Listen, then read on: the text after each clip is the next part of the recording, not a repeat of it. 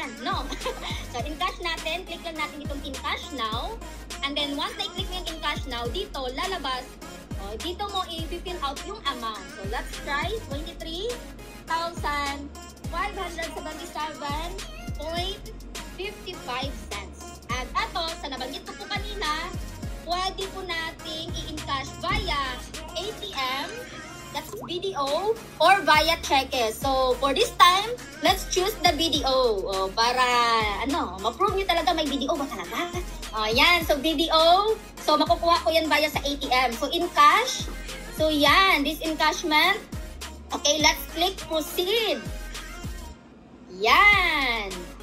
Alright, encashment successful. Ganun lang. Ganun lang kadali mag-encash. So, anytime, kung meron kang gustong bilhin, diba, i-ano mo lang, i-gawin mo lang to. Para anytime, pwede mo rin yang i-encash. So, that's my name po pala. Yan. So, ngayon po, 7 p.m. That's Rebecca sa Bakahan. Yan, bank. So, sa bank ko po yan makukuha BDO. That's the account number. At yan, gross. Yung in-encash po talaga natin, exact no, 23,577 and the net is 21. So don't don't be curious bakit gano'n na lang net kasi we are paying for the tax. Alright? So ibig sabihin, we're legit na legit. Wala ka ng iisipin pa na, uy, legit ba talaga yan? Di ba? So now, sige ubusin pa natin yung kinita natin today. Ito, punta naman tayo, merong 29,000. Yan. So, in cash naman natin itong isa. Yan, nakikita nyo ba? Yan, meron tayong 29,000. Alright, so click natin itong in cash now. Yan, in cash now. Then, same pa rin. Enter natin yung amount. 29,000 yan, di ba? Okay, 29,000. Encashment type, same pa rin. BDO pa rin yung pipiliin natin. Then, click in cash.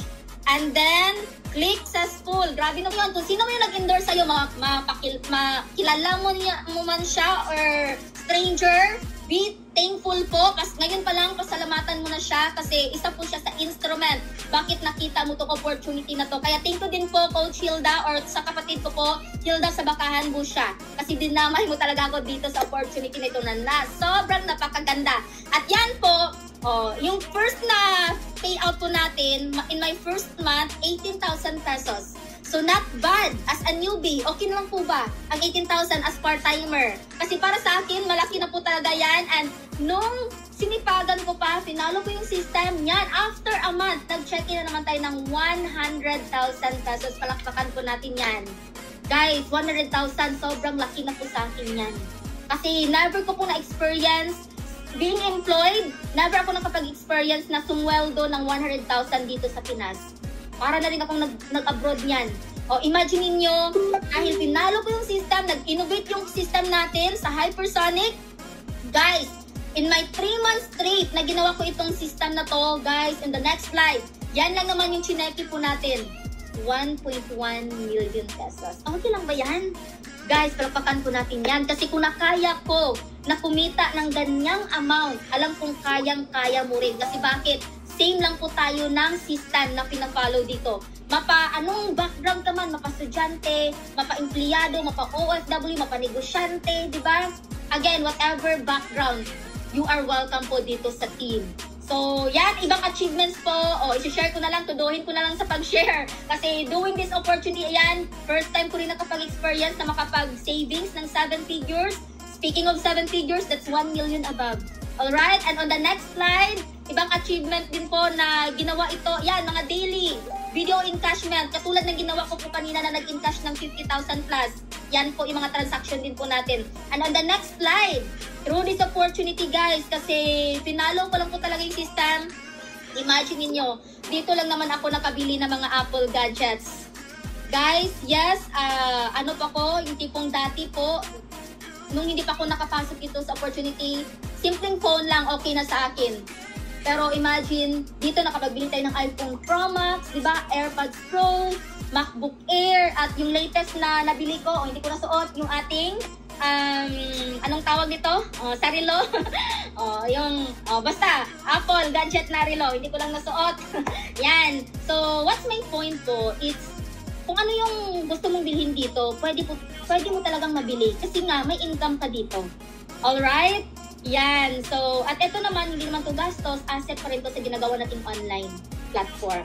And on the next slide, yan. Not to brag po, mga ma'am and sir. Akala ko po na makakabili po ako ng ganitong bagay pag nag-abroad ako, pag nag-nurse ako sa abroad. Kasi knowing na nurse, di ba, yung goal talaga is mag-abroad, akala ko doon pa ako makakabili ng sasakyan. Imagine niyo, nandito lang ako sa Pinas, pero I was able to bought a brand new car. That's 1.7 million cash po nating binili. I'm so proud din po na ginawa ko to. Okay, kaya sa mga nangarap din dyan, katulad lang din po ako sa inyo before, na nangangarap lang din po, pero ngayon nagkakatotoo. So actually, that's, that's electric car or mini electric car po. So, kung gusto mo na medyo makakasave ng gas, then you can choose the hybrid. Diba? Parang nag-endorse na rin.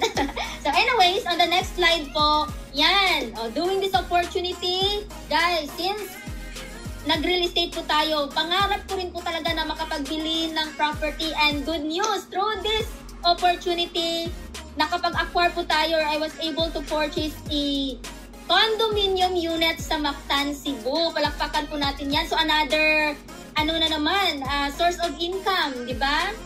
Property. Alam ko na marami dito gusto makapag-properties. Either house and lot man yan, or condominium. That's a big achievement na po talaga. And good news po, yan, actually, on the next slide, yan, dana po yung ating unit acceptance, and maybe this coming weeks, yan, turnover na po ng ating unit. Palakpakan po natin yan. And then on the next slide, doing this opportunity, dati lang po, yes, galing din po ako sa mahirap na pamilya, yung tipong na-experience namin na nautusan ako ng parents ko, uy, Rebecca, ito, bili ka ng 1 kilong bigas sa kapitbahay. O, bili ka ng 3 kilong bigas. Pag ganon, na-experience po namin yon. Naisipan ko, bakit kilo-kilo? Diba? Palagi na lang akong punta-punta sa tindahan, pabalik-balik. Diba? So, bakit hindi na lang isako? O, ganun pala. Hindi ko alam na wala palang pangbili na bulto 1 sako that time. Kaya yung naisipan namin, magkakapatid. Actually, kapatid ko yan, Coach Hilda, Denmar, Stella, yung isang kapatid ko, Virginia, nag-4 po kami, nagpabili po ng farm lot. Actually, 2 farm lot po yan dito sa Bohol. So, ito yung maganda kasi 3 beses na po namin nakapag-experience na mag-ani. And again, that's pure katas po na kinrab po itong online opportunity na ito. And the next slide? Excited na ba yung iba? Paano ba to? Saan ba ako maka-access ng code? Ito na, sige, hanggang ako matapos. So yan, kung magkakapatid po, yan, kapatid ko yan, Stella, isang nurse din po. Hilda, isang licensed teacher na ginawa sa ng opportunity full-time na. Sabay-sabay po kaming nag-checky po talaga ng 7 figure or 1 million. And yours truly, ako po yung nasa right. Guys, pwede po pala gawing family business to. Alright, and on the next slide, yan, so eto, akala ko na pag mag-abroad ako or makapunta ako ng ibang bansa, yung tipong nananarbaho. Pero ano maganda, nakapunta tayo, nakapagtampisaw tayo dyan sa Marina Bay Sands na hindi magtrabaho, kundi mag-travel po talaga. What's my point? Yung word na time freedom. Nagpunta tayo dyan para. Malaysia, the next slide. Yan, grabe. Itong mga travels po pala na to is pure income namin dito sa EC. Alright, yan. This year lang, imagine 4 na countries na naman yung napuntahan natin. Nakapunta po tayo sa Dubai. Sobrang ganda po ng Dubai, guys. Sino bang dito mga nandyan sa UAE? Sa Dubai at saka sa Abu Dhabi, napuntahan po natin yan first time. The next slide, first time din po nakapunta ng Georgia. Grabe man palang lugar na ganun, Georgia. Part of Europe na po pala yan. At ito din po, nakapunta din po tayo sa bansa ng Armenia. Sinong familiar sa mga bansa yan? Kasi dito ko lang nalaman na meron pala ganitong bansa. At again, katas po yan dito na ginawa natin ang online opportunity na ito. And lately lang, or not lately, last month lang, eto, dati, ko lang yan, bucket list, pero imagine, through this opportunity, napuntahan po natin makapunta ng Japan. Sino ba dito gusto makapunta din ng Japan? Or bucket list nila yung Japan?